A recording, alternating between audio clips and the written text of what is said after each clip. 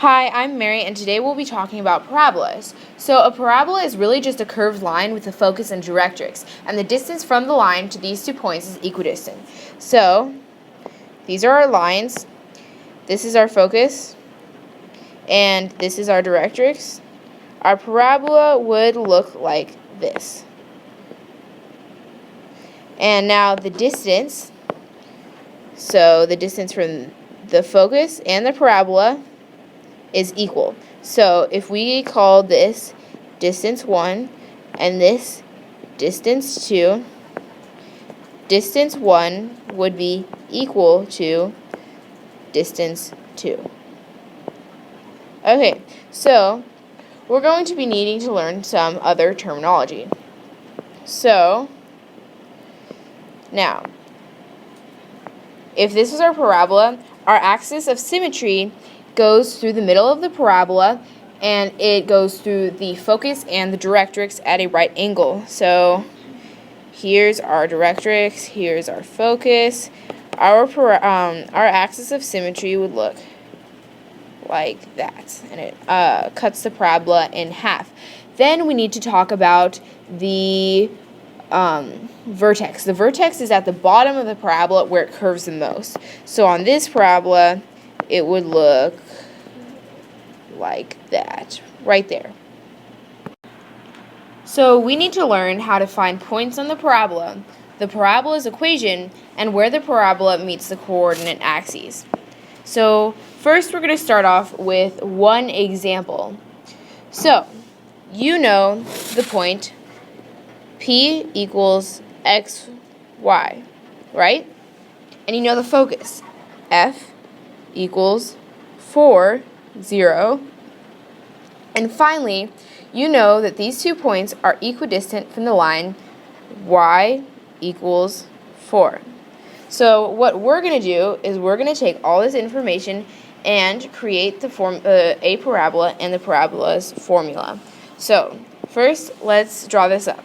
So if this were our coordinate axes, always draw a picture, right? Okay, so 4, 0, 1, 2, 3, 4. That would be about right here. Now that's our focus.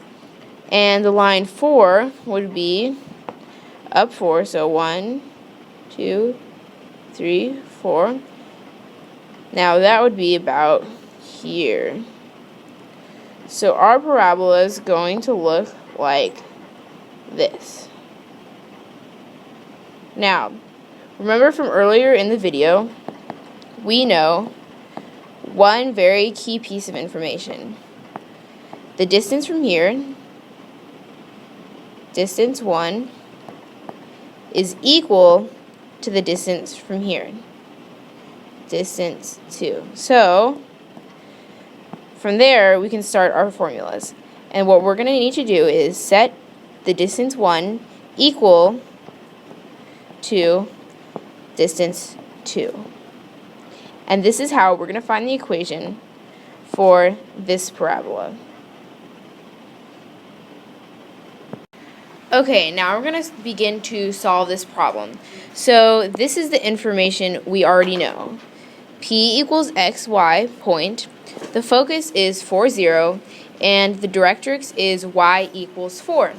So if we look over here, I have a small picture. So we can see our directrix and we can see our point.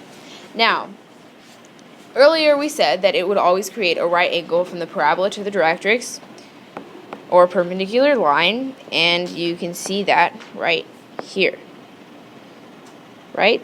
Awesome. Okay, so we can figure out that the distance from the line to the parabola is 4 minus y, right? Because the line is 4, and the y is what is changing.